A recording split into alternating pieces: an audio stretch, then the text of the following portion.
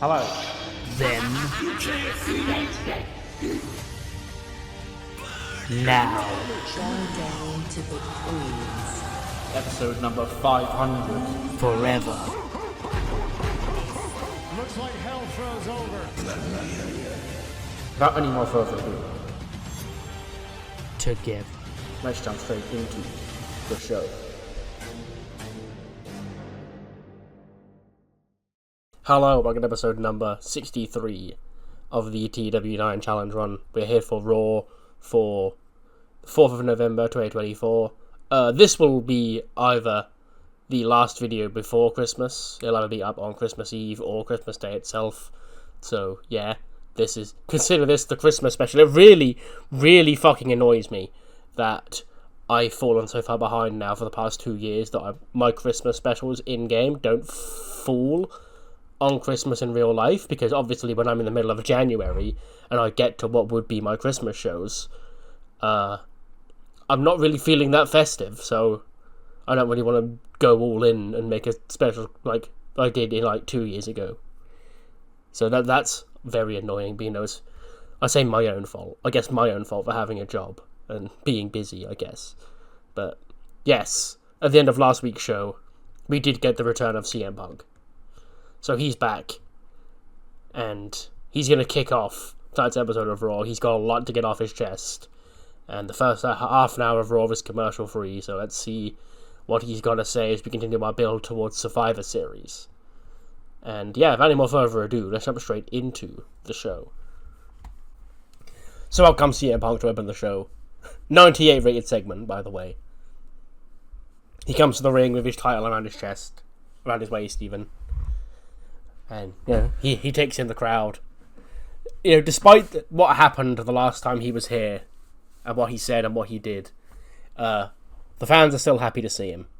Which is why this entire, past few months of, blurring the lines of who to cheer and who to boo on Raw has sort of been put into place, because I know for a fact, even though that in the storyline, CM Punk is the big meanie who said big meanie things about the company back at SummerSlam, people are still going to cheer him, because, of course, they are.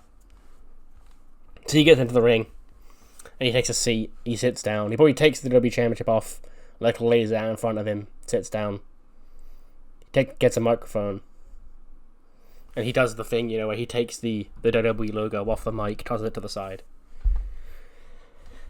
So, what do you guys want to talk about? It's been 3 months since SummerSlam. 3 months since I main evented SummerSlam, since I became WWE Champion for the first time in over 11 years. And that night I may have got a little bit emotional. And I said a couple of things. Now, obviously, I paid my suspension for saying those things, and now I'm back. CM Punk is once again back on Monday Night Raw. Now, I would apologize for the things that I said back at SummerSlam, but the reason the twofold as to why I won't do that, first of all, is because I'm not apologizing for anything. Everything I said I meant, and everything I said was a fact. And number two, well, just look around. Look at what's happened to Monday Night Raw since I've been gone. So many people try to point fingers at me and call me the problem here on Monday Night Raw. But I think it's funny that the second CM Punk left, that's when shit started hitting the fan again around here on Monday Night Raw. You got that one guy. I don't even want to waste any more breath on that guy. He quit because he couldn't handle it around here, because he told everybody he was right about big nasty CM Punk. Well, here's the reality check the people need to hear. Change doesn't come about by me sitting on my ass in Chicago with Larry and April. Change comes when I'm the figurehead of that change. And what I did back at SummerSlam, they may not have liked that in the back, and they may think I'm a liability again, like they were told I was when I first came back here in the first place.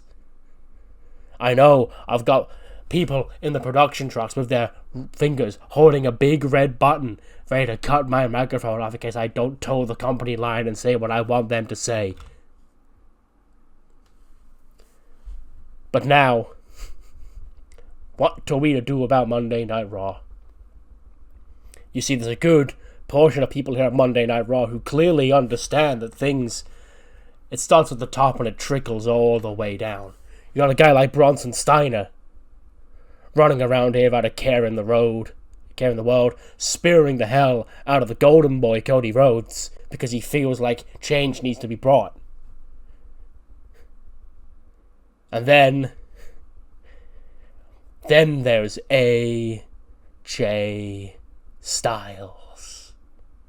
Now, me and AJ, we met early on in our careers. Before either of us made it to WWE, we made it in our careers there. But for the last 15 years since CM Punk and AJ Styles have been CM Punk and AJ Styles, we've never really crossed paths. And AJ Styles is one of many, many guys in this industry who doesn't like how outspoken I am. Who, doesn't care for me, I believe was words he said when I was making my return back to WWE. Because not a lot of people do care for CM Punk because CM Punk tells things as they are. And AJ Styles, I have a really, really important message to tell you that you're not going to want to hear. You see, you spent last week singing and dancing in this ring. You got your son to slave away making a crappy music video of all your career highlights because you finally felt relieved that you were the top guy here on Raw. You were the WWE Champion. He sort of looks down at the belt. He goes, well, last time I checked, I'm the WWE Champion. Now, I knew they were going to crown an interim WWE Champion in my absence, and I thought there was a lot of people it could have been Cody again. You know, I beat Cody at SummerSlam, and I'll easily kick his ass again and prove that I'm better than he is. It could have been Gunther. It was Gunther. And let me tell you, I always tell it like it is. I'm always honest with myself, so I gotta tell you right now, I'm damn relieved it's not Gunther. Because instead of a big, scary, mad Austrian, I've got a washed up, on his retirement bed, southern guy who thinks he's the best in the world. AJ Styles, you took that WWE Championship because you wanted another championship reign on your legacy. I took this WWE Championship because I needed it to orchestrate change in this company. Guys like AJ Styles, guys like Cody Rhodes, guys like Seth Rollins, they do as they're told. They're good little company men. That's why they don't like me. So now, what am I going to do now I'm back? Well, it's pretty clear, AJ. There can only be one WWE Champion. It's not you.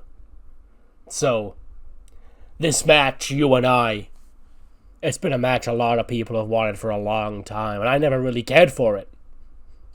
I mean, sure, beating you on Raw would be perfectly cool, but what do you mean it's a WWE Championship match? So, AJ, congratulations on your final swan song run as the fake WWE Champion. Because it's Survivor Series. I'll be the undisputed WWE Champion.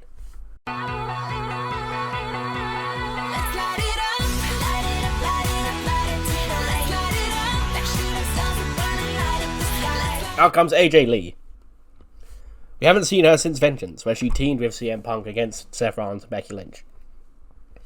And she comes out, she gets into me, she's like, Phil, you know, I hate to air this out, you know, in front of the public, but, you know, what you doing out here?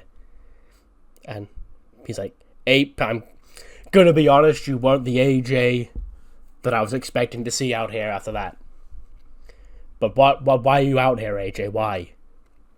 She goes, well, I understand, you spent this entire time, the last few months at home, scheming and plotting your revenge, and how you plan to take over this company, and how you think your vision of the company is what it needs to be. And obviously I support you in all of that, and I believe that you do have what it takes to make this place better. But you're going about it the wrong way. Myself and you, earlier on this year, we had our first tag team matches together, and we were on top of the world then, but all of a sudden now you've let this bitter, toxic side of you out. The same side of you that everybody around you accused you of bringing out every single place you've been in the last 10 years. You're bringing it to work now, here. You're trying to ruin everybody else's work. Most of all just pauses. He goes, Abe, I do have to apologize. I apologize to you for making you go through all this over the past few months. It's obviously not been easy for you to have me at home. I apologize. Now you're going to apologize to me. And she sort of looks confused. She's like, apologize to you for what? What do you want me to apologize to you for? He goes, Abe, you've been back here, 4 years? 2020, I believe, you came back here to WWE. And you coming back to WWE was a great Trojan horse to try and, get CM Punk, lure CM Punk back to WWE, the place that he said he was never, ever, ever coming back to. And you did that. Because you came to me all those years ago and you told me this place was different. You told me that now things were better, things were different around here. But when I look at the back, the faces I see may be different, but the company is the same damn place it's always been. Not designed for a guy like me or a guy like you to do anything about. So, Ape, before this next part, I do have one more thing I need to tell you. I love you, AJ. And Larry, he loves you too. And Larry's always needed a mom, a stay-at-home mom, to look after him during these days when we're both at work. And let's make one thing perfectly clear. You've fallen out of favor around here. You barely even make it on the TV about CM Punk nowadays. So allow us to make an example and prove to these people that I'm serious about what I say about this place. There's nobody that can get in my way, not even my own lawfully wedded wife. And AJ's sort of really confused, what are you talking about? And then AJ gets jumped from behind by Cora Jade and Roxy Perez. Cora and Roxy, they attack AJ. Cora lays her out with a DDT. Cora lays her out with Roxy lays her out with the pop rocks even. And they start attacking AJ on the floor. And they leave her laying. And then CM Punk picks up his belt. He puts it over his shoulder. He leaves. Cora and Roxy do follow him out. He starts laughing off. He goes, it's nothing personal. I still love you, AJ. But things are changing around here. And you're not a part of the vision. This is CM Punk's world now. You're all just living in it. And then the camera follows him and Roxy and Cora to the back when they walk through the gorilla, but he's sort of shoving all the cameramen out there going, get away from us, okay? When they bump into Chad Gable in the hallway backstage. And he's like, Punk! Long time no see. Now listen, I understand you're scared here. Because, remember last time me and you stepped into the ring and I broke your ankle. Punk goes, well, actually, I beat you after that, but keep talking before I shut your mouth for you. Because, listen, while you've been away, I've sort of been, loud and boastful about how I could see the real you, Punk, but the way I look at you now, I realize that I was wrong about you. See, I viewed you, I read all the stuff online, I believed the sheep that you were the problem around here, but no, Punk. I was wrong about you. You were the guy I thought you were, but the guy I thought you were is better than the guy that they told me you were. So, Punk, I realize, while you were away, this place is corrupt. This place is aspiring to keep guys like me down. So go get him, Phil. Sort it out. And Punk's almost like stares across at Gable. He's like, shakes his head and goes, you want to stay out of my way, Gable. Because there's no love lost between you and I. And if I had it my way, I'd kick you right out the door. We then get our first match of the night, which is a women's IC Climax match between Tatum Paxley and Bianca Belair. So yeah, the story of this match mainly is, it's Bianca Belair. It's the franchise player and arguably the favourite of the whole tournament to win it all. So Tatum Paxley, being Tatum Paxley, who she is wrestling this match, with the intention of going to a draw. Like, she keeps sliding out of the ring, delaying moves, just taking her sweet time doing everything. And then as the match goes on, obviously Bianca starts getting a bit more desperate. She starts hitting all of her, big moves. And then eventually, as Tatum goes to slip out of the ring again, she is caught. And Bianca does drop her with a KOD in 13:51 to score her first 3 points of the tournament and, get the first win of the South Conference. 87 for Bianca, 70 for Tatum. 88 for the match, by the way, which I don't think I mentioned. Holy shit. But yeah, Bianca Belair does, outsmart Tatum Paxley in the end and does pick up the first 3 points in the South Conference of the Women's Intercontinental Climax. We'll also see Tiffany Stratton and Tam later on tonight, as well as Tegan and Piper, the two tag team partners going at it.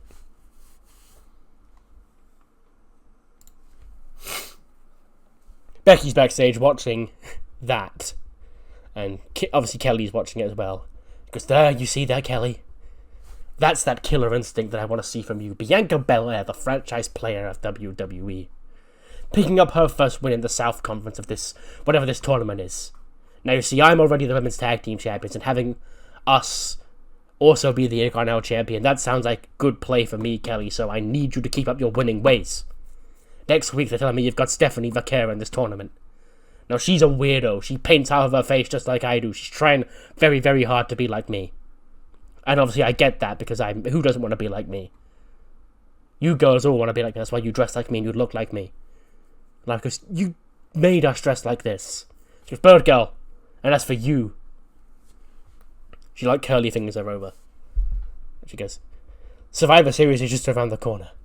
And I've been reliably informed by Bobby Roode and Adam Pearce and even Paul Heyman that there are top contenders on every single brand for my tag team championships, Bird Girl. So, what I need you to do, and you can take the Star Girl with you and Kelly, is, go wait for me outside. Obviously, I'll sneak out, because if I try to leave the building right now, I'll get swarmed by paparazzi, because that's just the way it is. Men and women all throw themselves at me, just something about me. But we need to make a trip to every single one of these shows. Every single show is getting the Becky Stardust rub this week. And I'll catch up with you after. And then Lyra, Kelly, and Billy do all leave. We do get a lingering shot of Becky in her locker room. Sitting down, she looks at her two women's tag team championships on the floor. And it sort of just looks around at just the environment she sat in. She's sort of taking it all in, nodding her head. She goes, yeah, that's right. I am Becky Stardust, I am me. And she opens her locker room door. She steps out, and Cora and Roxy are there again. She goes, oh look, it's the little lost girls backstage. Okay, what, have you lost your parents? Huh? And then CM Punk walks into frame. And then all of a sudden, Becky's demeanor completely changes. And Punk just sort of looks at Becky, he laughs and goes, wow, last time I saw you, you were, the man around your household, the man of your marriage. But obviously, somebody in that family's obviously still got to work and pay the bills, right? I see you've met my daughters, the next women's tag team champions. Yeah, you think you're big time, huh? You can keep those championships warm. Because you're looking at the next women's tag team champions. This is my vision. This is my company. You, and wherever the hell your husband may be, you're not part of it. And then Punk and Roxy and Cora walk off, and Becky sort of like just glares across at Punk. Even like takes her sunglasses off. So you can see beneath the act that, you know, Becky's very heated at what's just been said. Then cuts to the babyface locker room. LA Knight, Axiom, and Giovanni Vinci are in there with Cody. Goes, okay, boys and girls. There's no women in there. Okay, boys. Survivor Series is coming up. We've got this group of onslaught on the other side. Okay, these people who are running roughshod of a Monday Night Raw now. I know everybody on this team is not going to have seen eye to eye forever. Vinci, you and I specifically. You did your best to try and cost me the WWE Championship. But I'm going to put all that in the past because my problems were never really with you. They were with Gunther. And my problems are now with Gunther and Bronson Steiner and Chad Gable and Wes Lee and everybody else on that godforsaken team.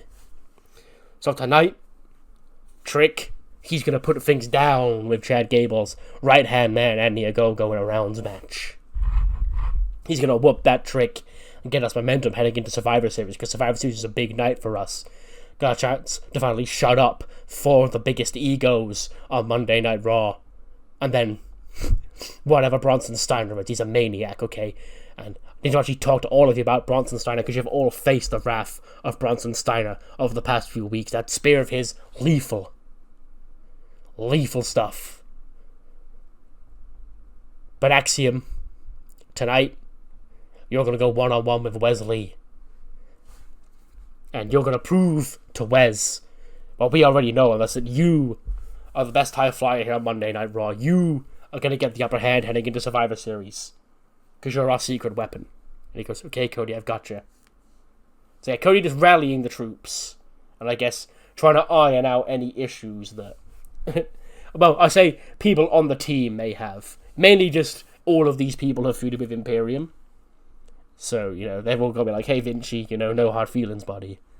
But yeah, Axiom and Wes Lee later on tonight should be a banger. It's actually not later on tonight, it's actually up next. And yeah, Wes Lee does pick up the win. He wins in 13-16 with a cardiac kick. Axiom won against Ludwig, and he won... Did he win the tag match with LA Knight against Imperium? I don't think he did, but he beat Ludwig. And Wes Lee lost recently to LA Knight, so I felt, Wes Lee needed the win more. So he does pick up the win. 79 for Wes, who was off his game, and 87 for Axiom. Nice. But yes, Wes Lee does pick up the win. Then cut back to Bobby Roode in his office. He's with AJ Styles. He goes, Bobby, I tried to warn you all, okay? Before you even brought that guy back here, I told you CM Punk, he's no good. I never cared for that guy, even during our younger career. I certainly don't care about him now. What he did last week, interrupting my celebration, wasn't even the half of it. Okay, now he's trying to run Monday Night Raw. Okay, he thinks his vision of Monday Night Raw is for the best. But I've already just won back this WWE Championship. This could be my last time as WWE Champion. I need to fight for this brand.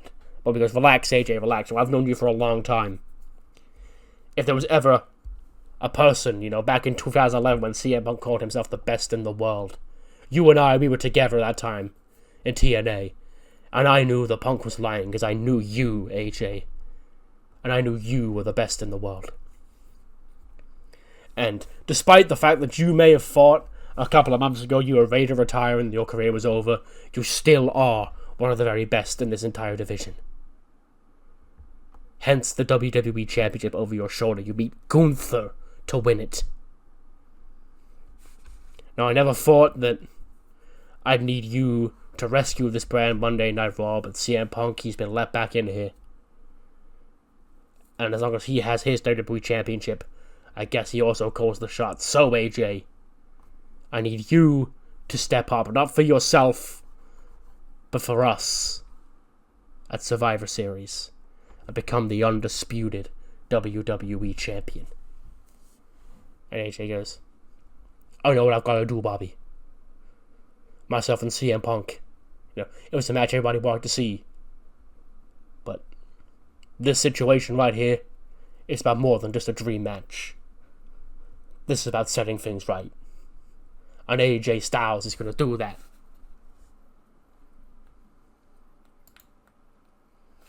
Then get a sit-down interview. Kathy Kelly's with Jade Cargill. Because it's Jade, you know. You have been chasing Nova Nebula in the WWE Women's Championship for a while now, and you would have had the chance to wrestle Nova at Auckland Assault, but she, you know, took you out with an attack prior to the show. And then Bivens is like, call her what she is, Kathy, call her what she is. She goes, who? She goes, Nova. Call that attack what it was. Coward, bitch made. Okay, this is your women's champion, run around being a little bitch like that, okay? Not the bitch, that bitch like Jade Cargill sat next to me. A bitch. A scaredy cat.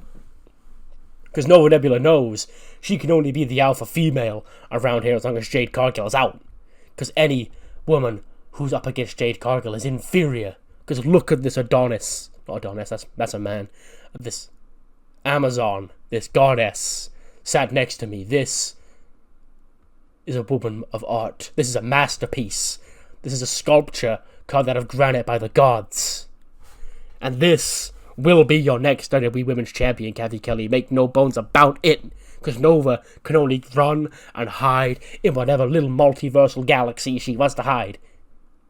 Because Jade Cargill, her destiny is to be Women's Champion. Because imagine how good a championship looks on a woman that looks like Jade Cargill.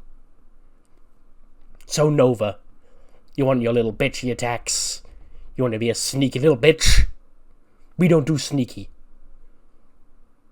We do calling you out for what you are. And at Survivor Series, Jade Cargill, that bitch, wants you, Nova Nebula, one-on-one for the WWE Women's Championship.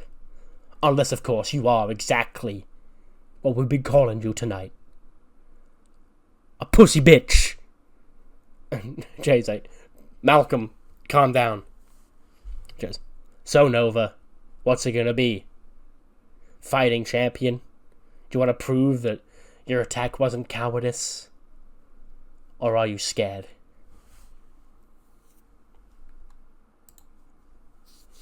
Speaking of champions, Jay White is then backstage with the Guns. And he's laughing to himself. He goes, whoa, things around here on Monday Night Raw, they've been a hell of a lot different since I defended this championship in Auckland. Now CM Punk's back and he's trying to create his own image, okay? His own image of what he thinks the WWE scene should look like.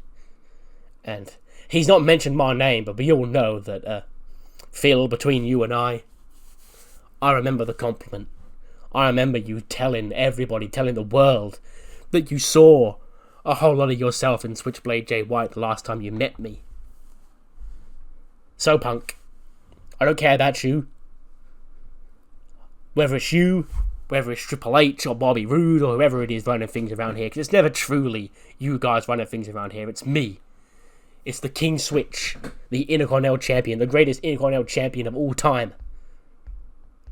And in fact, it's been a while since I defended my championship. Dijak, he's yesterday's news. Next week, I'll defend my Intercontinental Championship against anybody who wants it. Open challenge season, baby. But just know one thing.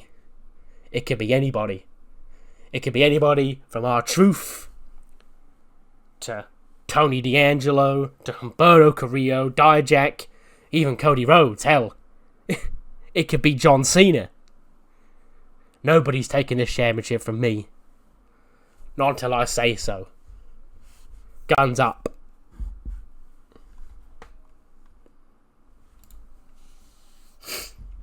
Then come back to Bianca. She's in the EST locker room. And she's calming down after a match. And Tez is just in there pacing around. Just Tez, relax, okay? He goes, it's been a week, B. A week. I went to Bobby Roode last week. I wanted Dawkins' head on a pike. I want to see too. He don't even show up on SmackDown. I went there. I was backstage. I got kicked out by security because I'm a Raw superstar. I'm not allowed backstage. He weren't even there. He weren't even at SmackDown. He ain't even doing his job, okay? He wants to be the company guy. He wants to be the top star. He can't even make the towns. He's not booked for the show, so God knows Angelo Dawkins ain't gonna show up, huh? Just relax, Tez. You know, maybe the security at SmackDown, who kicked you out because you're a Raw guy, they were doing you a favor because you shouldn't be worrying about SmackDown guys. Okay, yes, Tez, you got screwed by Dawkins at Auckland, and you're on separate shows. You can't avenge that. The only thing you can do is learn from it. The thing you can do is watch your back next time you're up there wrestling for the WWE Championship, and look back inside you the way you did all those months ago, and fight back to get another shot at that championship, and do it somewhere where Dawkins can't get you. And Tez is like, it's just, I can't let him get away with that, B. I can't. I'd be the WWE Champion right now if it wasn't for him. Because I understand it, Tez. It's frustrating, but right now there's not really anything you can do about it. And then Montez Ford and Mensa leave. That's when Alexa Bliss walks in. She goes, "Congratulations, Bianca." She goes, "Thanks." It's funny, you know. You've been the franchise player around here, but yet I've never seen a championship on you for the past 2 years. But because you're Bianca Belair, you won the Royal Rumble. You know, you main evented WrestleMania. You've been a multi-time women's champion. The carpet is rolled out for you. Look at Bianca Belair, the favorite to win the Women's Intercontinental Climax, the top announced participant in the South Conference. I've won more women's championships than you, okay? More people know who I am than know who you are. But yet the carpet doesn't get rolled out for me. It gets rolled out for you. Because, Alexa, like, girl, this is a you problem, okay? It's got nothing to do with me, okay? Maybe if you want to be in this tournament, you should have tried winning some damn matches in the last 6 years, okay? She goes, everybody keeps saying that, okay? But everybody else got a hand in spotless participation tournament, okay? When was the last time, you know, Jada hadn't even won a match on the main roster when she got put in? When was the last time Mackie won a match? Or Mina? It's pathetic, and you're just doing what you can to try and maintain favor around here, the same way Montez Ford is trying to maintain favor around here. Call things out for what they are. B.S. And Alexa leaves, and Bianca's like, okay, well, she sure did ran at me, but I don't really care about her situation. 78. Tegan and Piper, the two tag team partners, the two best friends, the two liberators, face to face for the first time in singles matches. And we get the first draw of the tournament. Tegan and Piper, neither woman can put each other down in 15 minutes. So it goes to a 15-minute time limit draw. So yeah, 1 point each for both women. 73 for Piper, 81 for Tegan.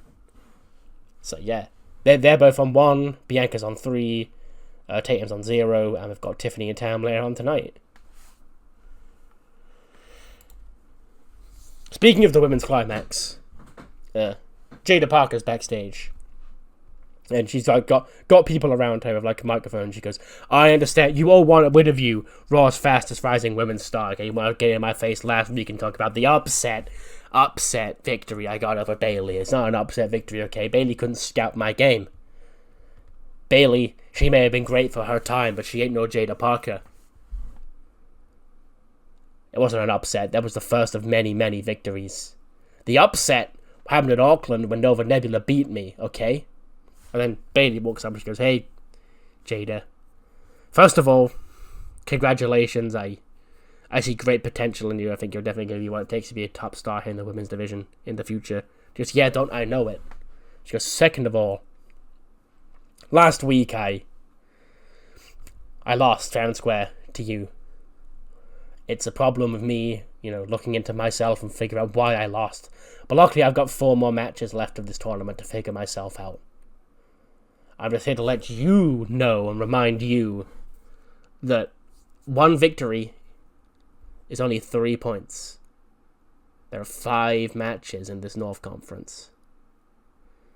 And if you peak too early, you may fly down the rankings and crash and burn. I just don't want you to get ahead of yourself. Because I see potential in you, because of what you did last week. Good luck. And JD goes, she's trying to give me pep talk, okay? The woman I beat last week on my first official match on Monday Night Raw trying to give me a pep talk about this tournament. Why don't she worry about her own O, okay? She got a big fat egg in her score. I ain't got that. I got a 3.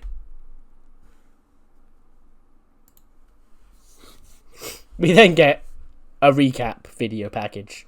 It's from the boys and Saray, I guess. They had a Halloween party of some sort.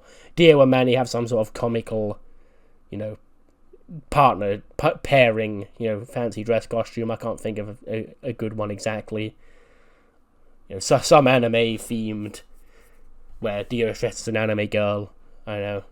And then Saray comes in. She's wearing her, spooky, possessed makeup. It's not a costume. It's just, actually, no, but it probably is a costume. That probably is what she's dressed as. She's like, "It's me. What do you think?" And then he goes, "Saray, what are you wearing?" He goes, "Oh, I found this in my closet. I thought you bought it for me to wear." And he goes, "Oh, no. You should pick something else, Saray. Something else." He goes, "Why? Don't you like it?" And he's like, "No, it's great. You look great. It's just I don't think that is what you should wear." He goes, "Why?" And then Manny's like, "I can't really explain. It's just I'm worried about you." And Dio goes, "We're gonna have to trust her, I guess." And then we cut to after the party. Dio and Manny are covered in blood. It's fake blood, obviously. And Saray is going crazy in the background in her, evil possessed costume, just attacking anybody that comes near her. And she's ruined Halloween by, being a possessed evil monster because of the broken pendant. And Manny goes, "I told her not to wear it." Dio goes, "I thought we could trust her. I guess we're gonna have to stop her instead." Then cut from that to in the ring. Ren Sinclair is in the ring. She's coming up for a match coming up next. When Dio and Manny come to the ring, and whoa, stop right there first. Ren, is it? Ren, hi, Manny. We've not met.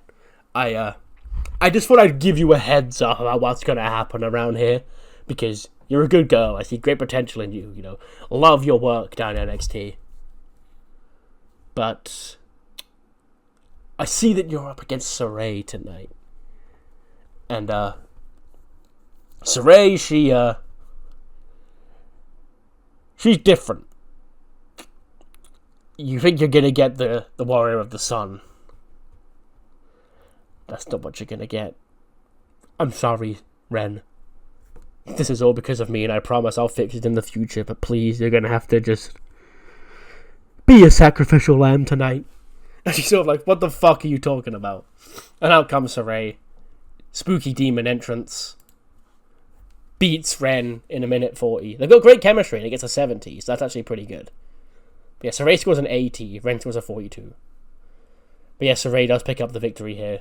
Imagine her finisher when she is in spooky demon mode is, the corner drop, the rope drop kick thing, but with an extra oomph, so she fucking kills Ren Sinclair with a big drop kick. And yeah, Saray does pick up a win. Evil spooky Saray destroyed Halloween, wore her spooky outfit thinking it was a Halloween costume, but turns out no. Then see the grand jury. Raven, he's talking to Buddy Murphy, Damian Priest. And he goes, "Tonight, Christian and his children, so-called, have the opportunity to become the tag team champions of the world, or should they stay on Path of the Dragon? Humberto Carrillo, Akira Tozawa, the two men who came out on top over you in Auckland. But no matter, Damian, buddy, because whoever wins here tonight is only going to be holding the championships for a short amount of time longer, because the grand jury will become the tag team champions. That's when CM Punk walks in. And Punk and Raven have a stare down. You know, there's a lot of history between them two. And Raven goes, "Look who it is. If it isn't my greatest mistake." Because I thought I put you out of your misery, old man. Yet you're back here. 20 years ago you were washed up and I needed to cleanse the world of your existence. Yet you're still back here running your mouth, thinking you're safe from me. Let's make one thing perfectly clear. There's certainly no room for you and your little grand jury when I rule this place. And Raven just laughs and goes, "That's where you're wrong, Punk. You're not gonna rule this place. Not so long as I have anything to say about it." And Punk just sort of like laughs as if he goes, still confident, still arrogant all these years later. Look around you, Raven. Look at your flock. Have you really got that confidence? Or are the cracks already showing? And he leaves. He sort of like looks at Buddy and Priest. He's like, I don't know what he meant by that.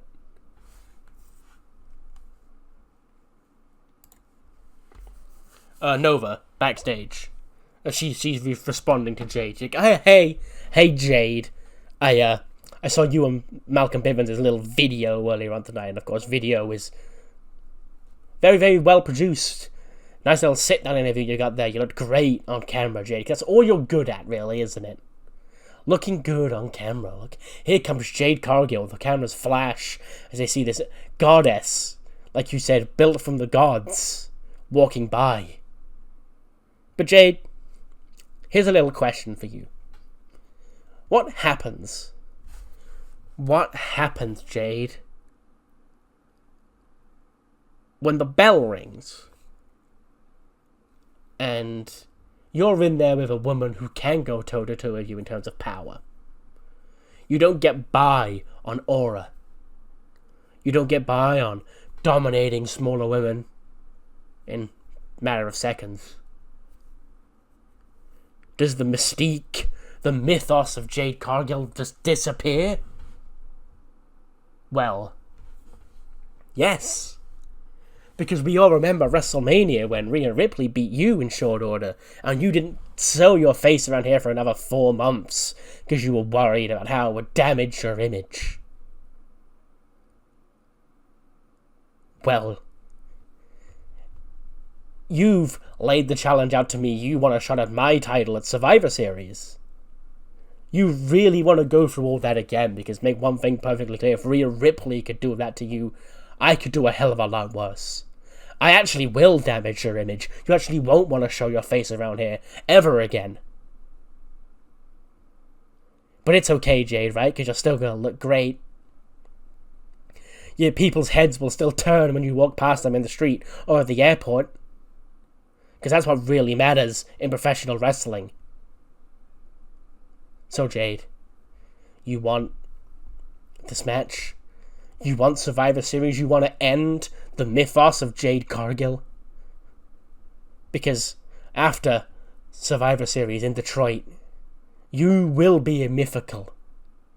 In the sense that the Jade Cargill that we all thought we were going to see, the Jade Cargill that WWE thought they'd signed, never really existed. And I, the women's champion who I knew I could be and I've proven that I am, will continue to reign on forever and ever. See you there. That bitch.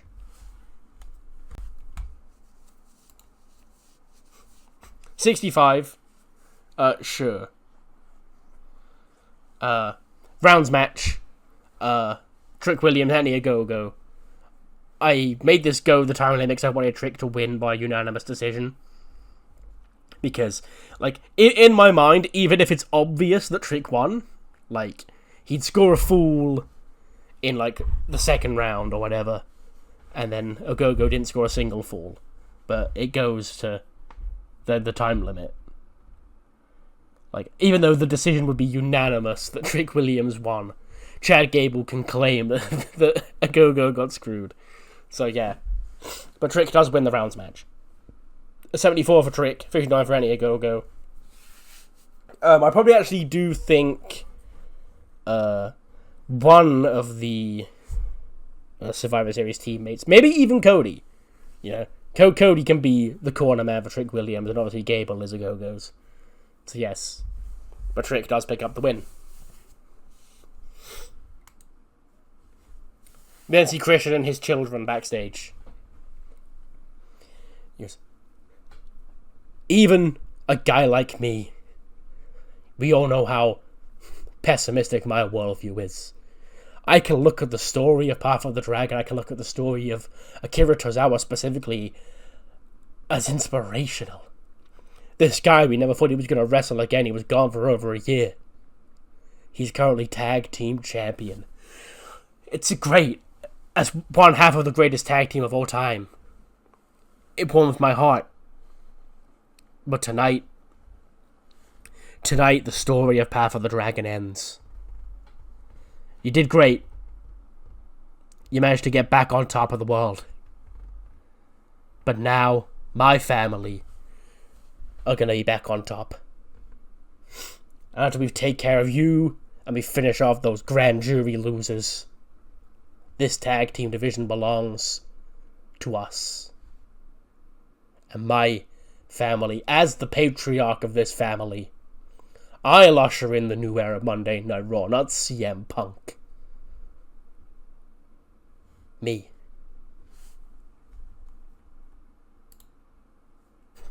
We then see Becky. Like, she's going to leave. And Billy sort of, like, rushes back into the building. She's like, Becky. Like, what the hell is taking you so long? I've been waiting out here for, like, an hour and a half at this point. And you're taking a sweet time. Obviously, you're Becky Stardust. She's got important stuff to do. Probably signing autographs and taking photos of all the fans who've bumped into you. She's like, what? Yeah. Sorry, Stargirl, I've been busy. Yeah. Jeez. Why, what's the matter? You don't seem like Becky Stardust right now. She goes, no, it's great, Nothing's the matter with me. Let's go to ECW. Let's go give the Becky Stardust rub to everybody that we bump into, okay? Now get in the car, Stargirl. Okay, I'm fine. I'll drive, because I'm better driver than anybody else.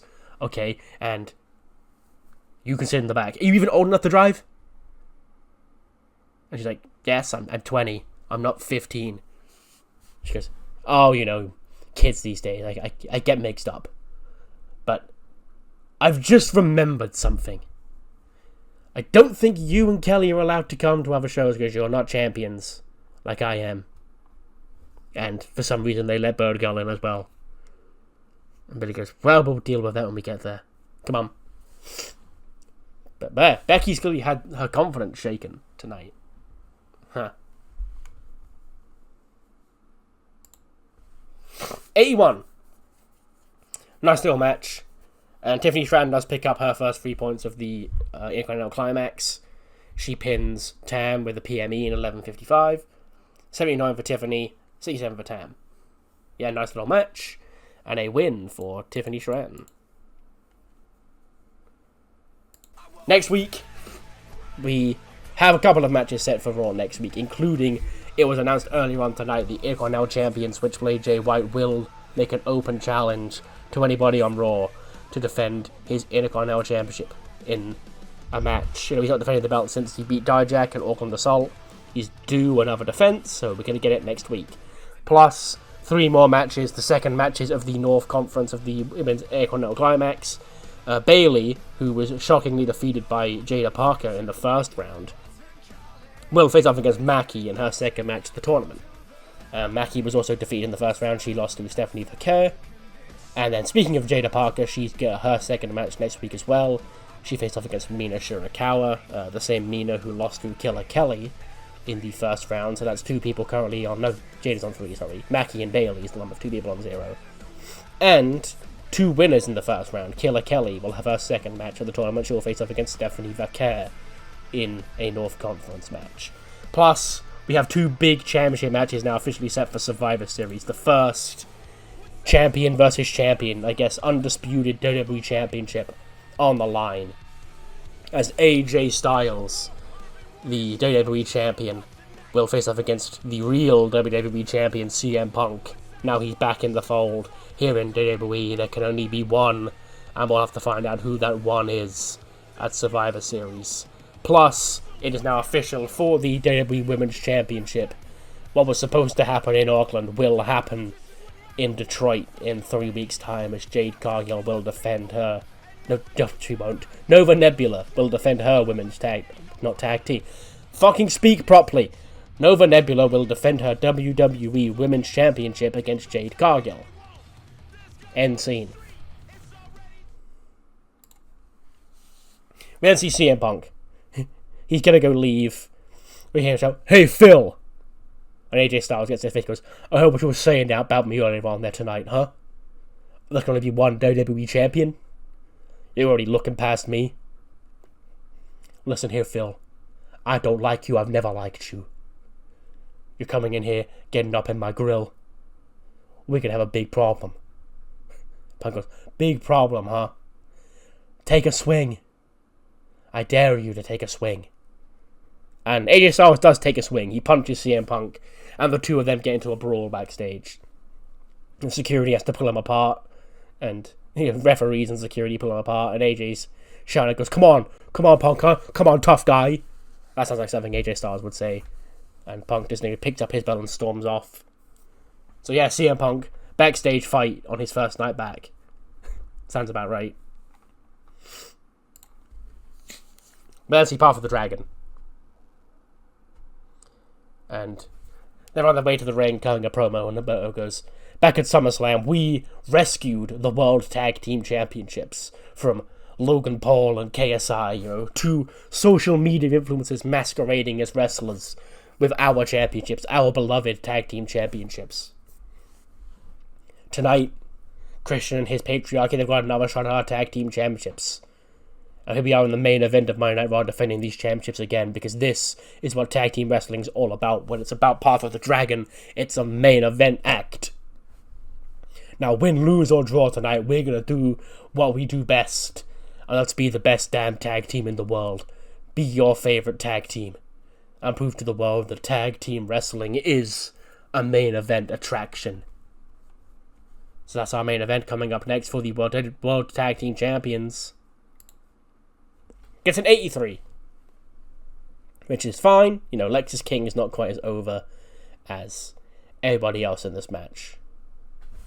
But, in 14 minutes and 2 seconds, we do have new World Tag Team Champions. Christian gets involved. He attacks Akira Tozawa. Dominic Mysterio hits the frog splash on Tozawa. And the patriarchy are the World Tag Team Champions. 64 for Lexis King, 92 for Dominic Mysterio, 87 for Humberto, 85 for Tozawa. So yeah. Basically, I have a story coming up in the next few months for the tag titles. And in my mind, I sort of equate it to what they're doing in real life right now. We're on SmackDown with, the Guns and DIY and the Profits and all that shit. And all these tag teams just fighting for the belts. And hot take incoming, maybe, I guess, but I'm pretty sure I've said this before. I don't mind hot potatoing, tossing the belts around between, a group of people who all want to be champions and to, prove that anybody can beat anybody. When the New Day and the Usos did it, for example, that was pretty fun. So, I was like, okay, I can do a title change here, because Path of the Dragon are still going to be involved in the tag title picture. So, it's not really the end of the world if I do a title change here. And I just want to do it. I want to do it because, I think the patriarchy are funny and I want to put the titles on them. So yes, they are the new World Tag Team Champions. And after the match, Christian is going to take his sweet-ass time bragging about that fact. He goes, "What did I say? I rescued the career of these two second-generation superstars. They were left to die. They were left to drown because of incompetent parenting. And I took them in. I adopted these two men. And now I'm so proud. I'm a proud father as my sons stand here, the new World Tag Team Champions. And we run the tag team division here on Monday Night Raw." That's when the grand jury come out. And Raven goes, "Christian, you've made yourself a target for our wrath. You took us out because you knew we were a threat.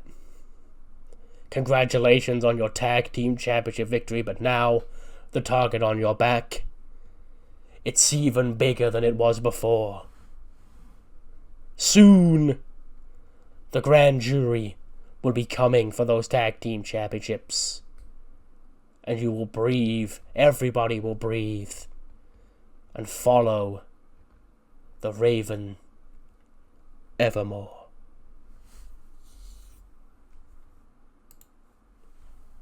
88. Pretty good show. Almost an hour, according to my recording time. A lot of CM Punk segments. He's back. I told you he was the anchor being of this show. And here he is. He's all over the show already. Because I'm planting a lot of seeds. There's a lot of different directions that will be spun off in the next coming months. And the sooner I plant all them seeds, the better. So yeah. That was Raw. Please let me know your thoughts in the comments below. And I'll see you on the other side for Heat. Heat kicks off with the first of the post-climax interviews. Joe Tessitore is with Bianca Belair. He says, "Bianca Belair, you are the franchise player of the women's division, and many have claimed you are the favourite to win this tournament, and here you are, first night in, first victory under the books. 4 more to go. How are you feeling after your first win?" Because obviously I would love to sit here and tell you that it's going to be big, and I'm going to win every single match of this tournament and become the first Intercontinental champion, Joe.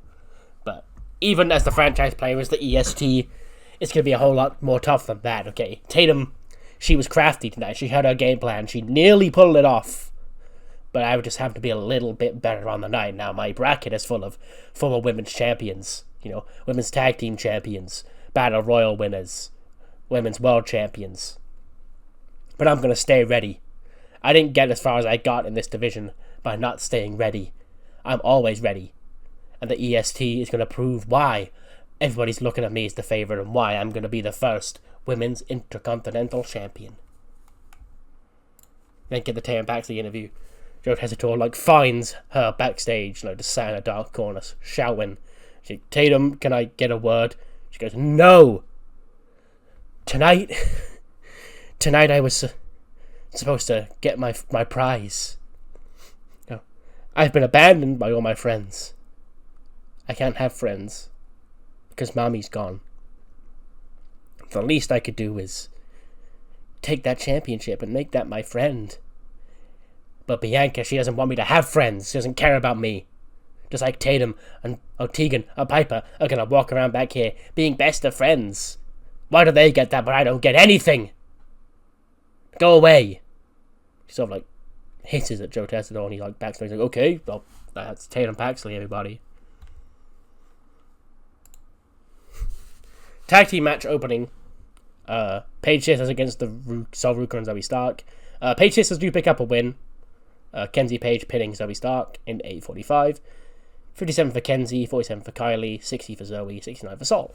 So yeah, that's a nice little Raw women's tag team division. Obviously, Cora Jade and Roxy, the primary contenders from the Raw division right now. But there are other teams. These two, whichever two members of J-Flow are... so I guess Mizuki and Marika, because the others are all in the tournament. But yeah, there are other teams on Raw that we're going to start spotlighting on Heat and maybe the main show soon. We then cut back to Kiana James in her office, when in walk all of Next Gen. Kathy Cool's like, "I saw last week, I watched Heat. I saw Nene's big win, I'm so proud of our girl. Nene, she's been our most dominant force since we came together. Kiana. But I can't help but notice something around here, is that we all got to wrestle these matches without each other by our side. You know, what was all this about? You said you were trying to, test us? Kind of goes, yeah, that's right. Sasha was trying to test us all. See where you all are individually as well as a group. And Kai's like, well, that's funny.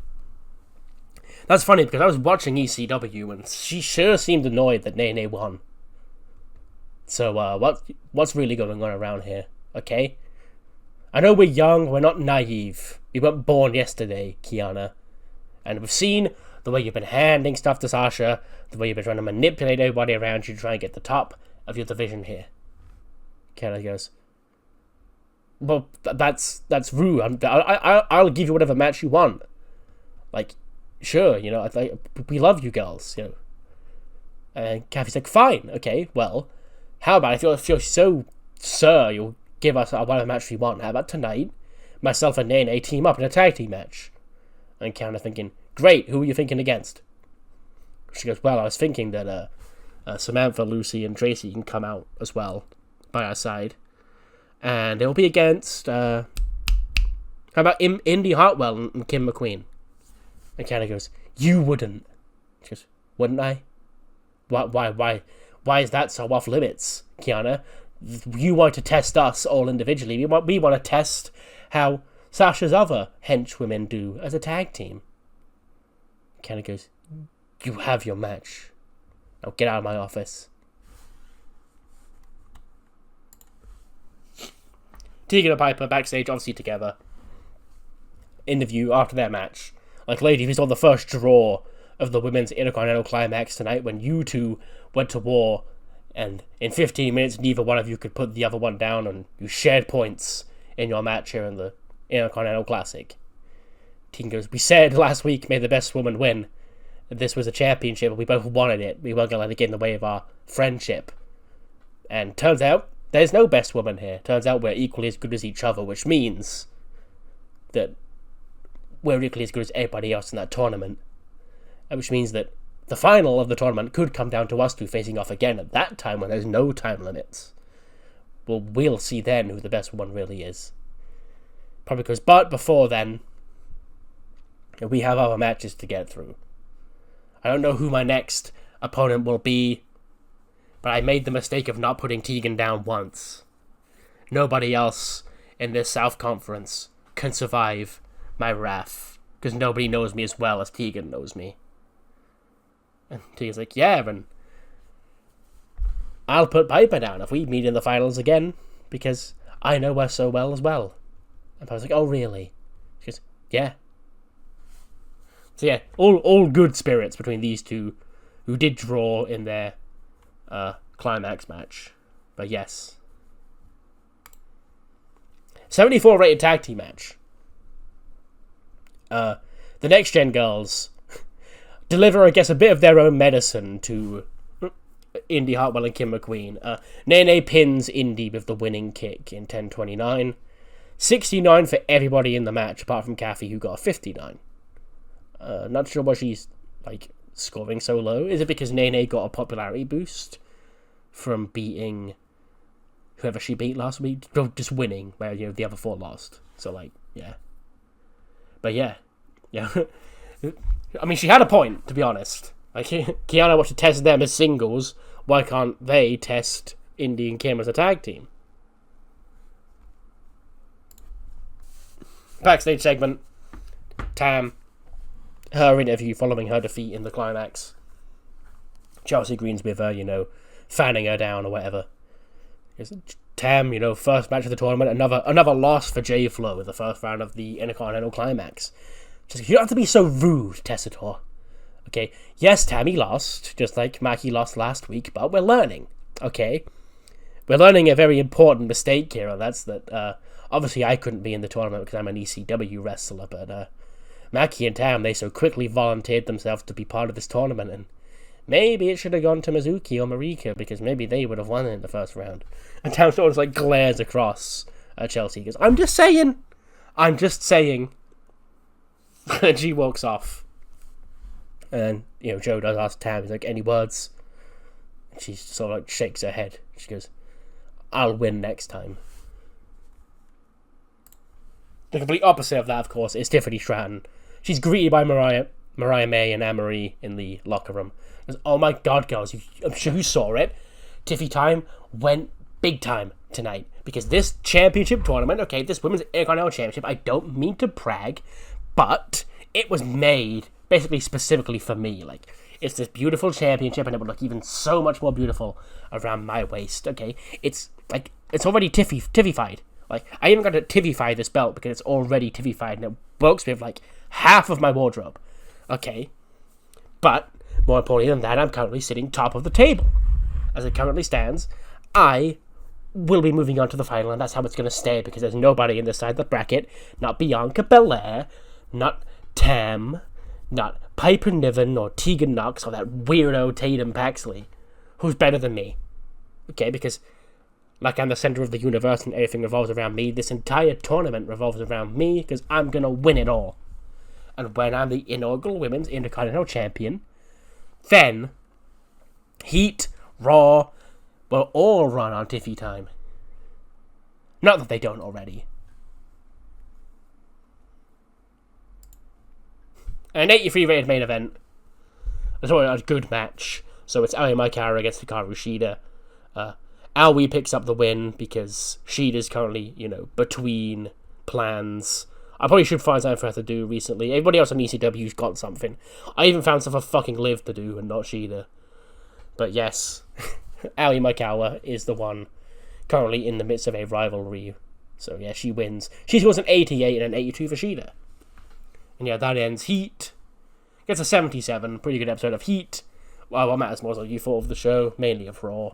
And I'll see you next time for ECW, where the OTC is back, among other things.